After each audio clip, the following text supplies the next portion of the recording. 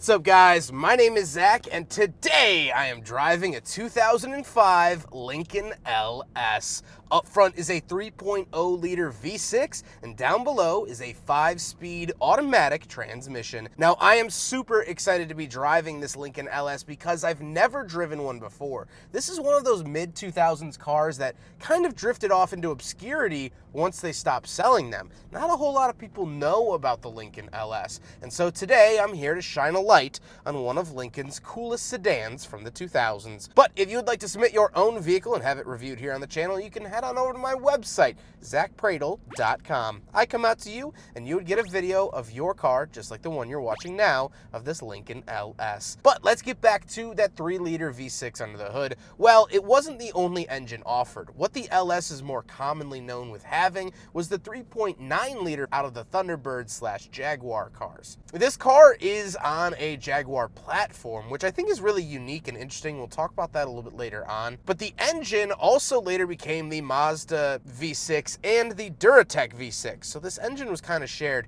in a lot of other vehicles. Like I said, paired to it is a 5-speed automatic transmission. You could find these in manual with the V6 way back in the day when they started producing them in 2000. But they only made about 2,300 of those. So most of them are going to be automatic, which this one is. Last but not least, this vehicle is rear-wheel drive. One of the final rear-wheel drive Lincolns to be made, of course, sparing the town car from comparison. So it's really nice to see that this is a front-engine rear-wheel drive Lincoln. So how does it feel to drive the LS? Well, it's actually a pretty pleasurable experience. The handling is a lot stiffer and a lot more poignant while driving. This car really does feel more European than American. It's not as floaty as the Continental. It's not as boaty. If you take a corner, it doesn't feel like you're gonna slide off a cliff. The LS is on point, and it plays the game with its cards close to its chest. It's more sporty than I was expecting and just more focused. This car was built to compete with the 3 Series and 5 Series BMWs, and I think it does that really well. With that stuff out of the way, let's talk about the interior. Well, in front of me, I have 4 gauges. Off to the left is my coolant temperature and tachometer, and off to the right is my speedometer and fuel. Nothing really too interesting here. On the steering wheel, on the left, we have our cruise control options, and off to the right, we have our volume, mute, and media options. The overall steering wheel does have a big pillowy airbag, something that was really common here in the 2000s, so I can't really blame it. Off to the left, we do have a climate control vent, and our headlight switches, followed by our gauge dimmer switches. And moving on to the door, we have our lock and unlock, power mirrors, and power windows, of which the front 2 are auto. Moving into the center, we get 2 climate control vents. The standard Lincoln LS radio, this is the base model, so it got the base model radio with the cassette player and the CD input. However, upper trim LS's got the 6-disc changer that we've seen in a couple other Fords from this era, so there were other media options, and there was even a touchscreen option. Down below that, we do have our climate, dual zone climate, really good for 2005. But other than that, nothing too crazy.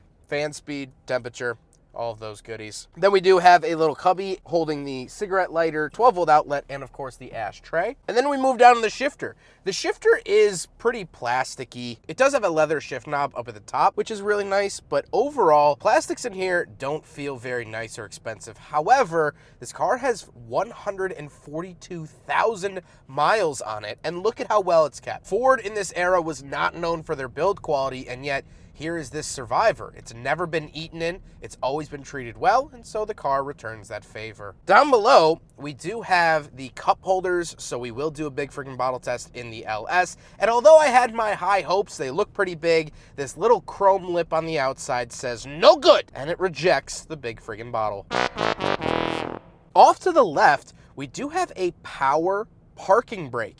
This is the second car, from what I've been told, to receive a power parking brake back in the day, the first one being the Audi A8. So really cool tech to see here in 2005, something that is so standard place here today. Even my base model Mazda 3 has a power parking brake, but in 05, it wasn't so. Then we do have our traction control off, a little center console, and we'll talk about the seats. The seats are very comfortable. However, this base model does not get heated seats, something I would have liked to have seen out of a luxury car in 05, but that's okay. Like I said, they are comfortable. I'm enjoying them, and that's all we need to ask for. However, speaking of seats, we do have back seats, so let's go do a back seat review. All right, so we're in the back of the 2005 Lincoln LS, and a couple of things to note. First of all, rear seat room is actually pretty good, and I was surprised by that. I thought that this was a little bit smaller of a car than the town car and Continental of the time, and it is and was, but they didn't really sacrifice rear seat room. I do have ashtrays and power windows back here, thank God, and I do have 2 vents back here. Very nice to see. I can pull down this little center console, 2 cup holders in there. But overall, I have to say I'm impressed back here. I had low expectations because I always viewed the LS as a smaller sedan, but it's actually pretty nice back here. Let's hop out. We'll take a quick look at the trunk and cargo space, and then we'll talk about the looks. Well, I guess we have an audience today. Oh, he's turning away.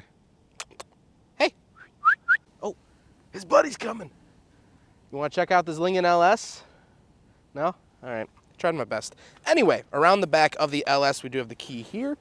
Put it right in there and pop it up.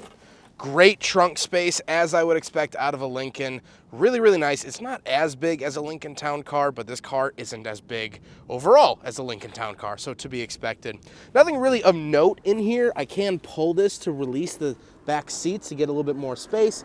Pull that over here as well. So really cool to see that, but that is the trunk of a Lincoln LS from 2005. Now we gotta talk about the looks, and I really like the styling of the LS. One, I think it's styled really well and has aged really well. I think looking at this car, it doesn't look like a blobby 05 mess like a lot of other vehicles do. And this is the facelift version. So in 2003, for the second half of the LS run, they did give it a facelift, and I think it looks pretty good in that way. However, with all of that being said, let's get on to my final thoughts. What do I think finally driving the Lincoln LS? Well, first of all, I have to say it's really, really cool. I've really enjoyed my time with the LS, and it's been fun to finally drive this car that I've seen on the roads all throughout growing up. My friend's dad had a white one growing up. I always thought it was so cool. It's cool to be finally driving one. The biggest thing I learned in this experience is that this doesn't feel totally like Ford of the early 2000s. I kind of write off Ford of the early 2000s because their build quality was not very good. They didn't seem to have the features that European and Japanese luxury cars had at the time. So I was thoroughly impressed driving this car, how well it drove, how good it feels, and how high quality it feels. I just didn't expect that. I expected scratch marks and dents and dings and plastic, which I didn't even know was possible.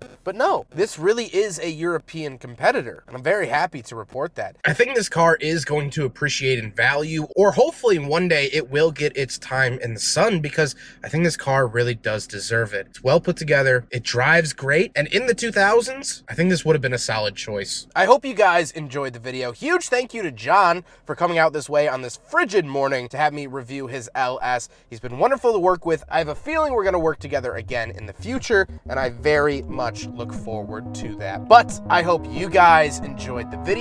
Don't forget to rate the video, comment on the video, and subscribe if you really liked it. Take care, guys.